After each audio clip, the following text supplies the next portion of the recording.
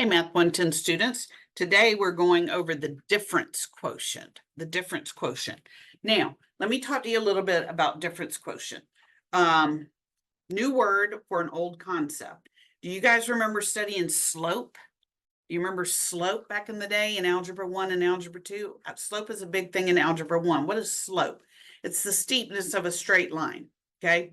So a straight line can be really steep. It can have a high slope, or it can be kind of not so steep and have maybe a fractional slope. It can have a negative slope. It could be going down left to right.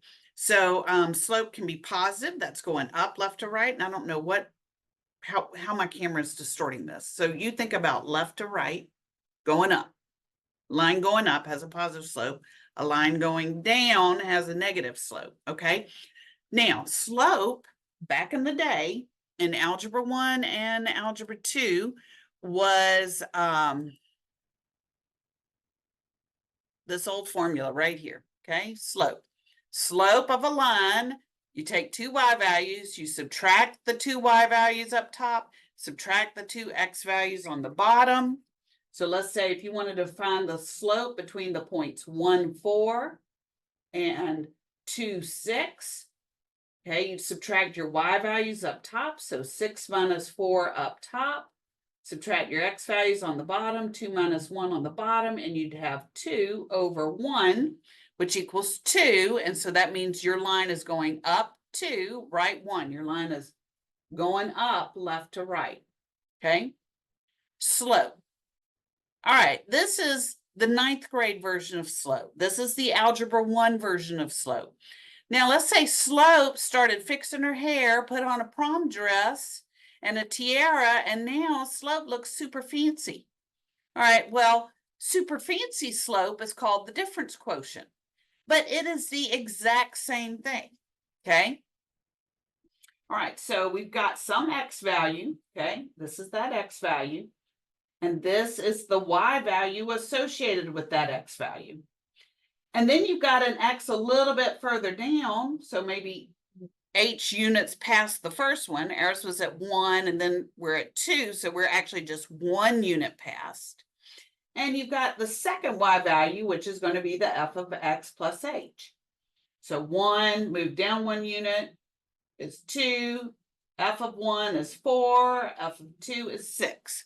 Okay, well, you're just going to subtract your y values. So here we're subtracting our y values. F of x plus h is the same as the y sub 2. This is just the same as saying the y sub 2 minus the f of x, which was the y sub 1.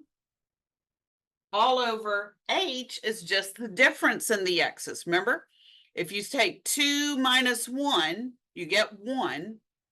That's the difference between the two, which is the h value.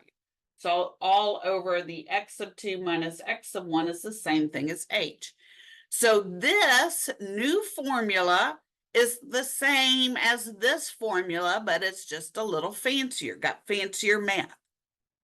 Okay, so I say this one is slope dressed up for the prom. Okay, this is slope and, t-shirt and shorts.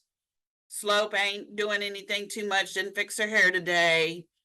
And then Slope got ready for the prom. It's looking a little more fancy, but they are the same concept, okay? Now, let's work a little bit with the difference quotient.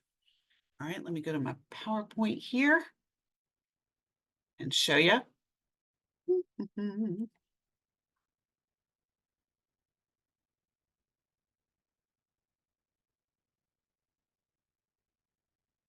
All right. This is your difference quotient, f of x plus h minus f of x all over h. This is the symbol for subtracting your two y values up top. H is the result when you subtract your x values on the bottom. And notice that your h can't equal to 0, and that's because you can't divide by 0 or you'll have a number that is undefined. All right, so let's find the difference quotient for f of x equals 2x plus 1.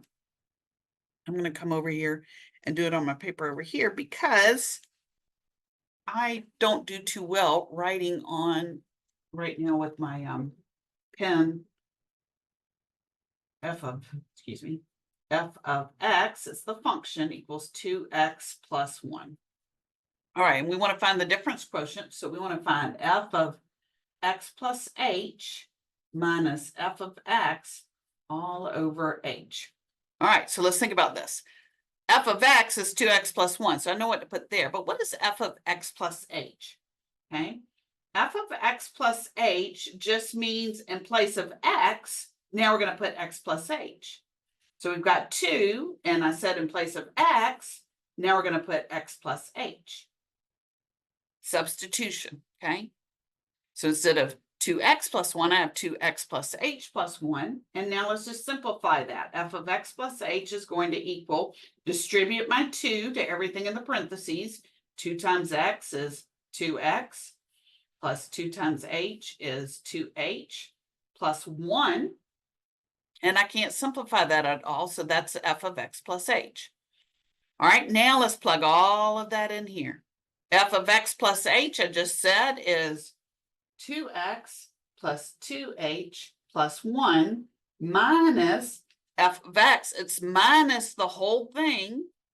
So you've got to put it in parentheses and remember to distribute negative sign. And that's all over the h.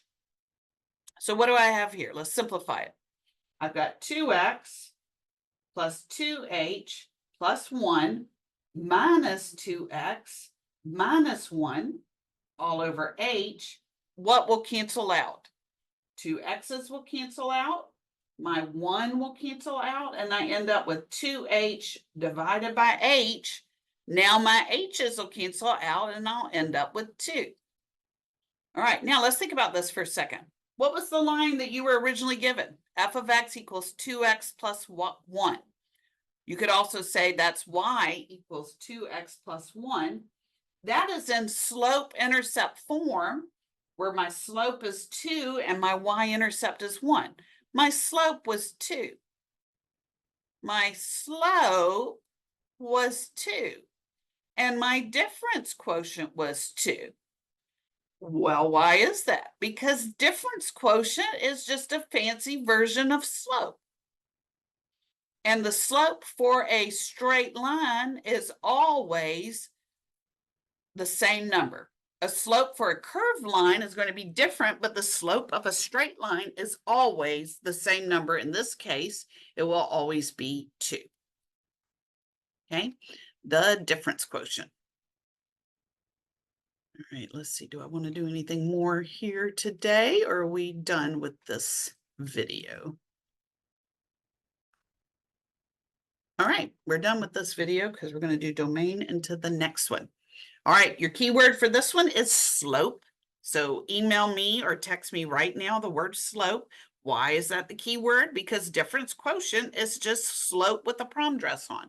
Slope with her hair fixed, okay? Fancy version of slope. All right, see you later.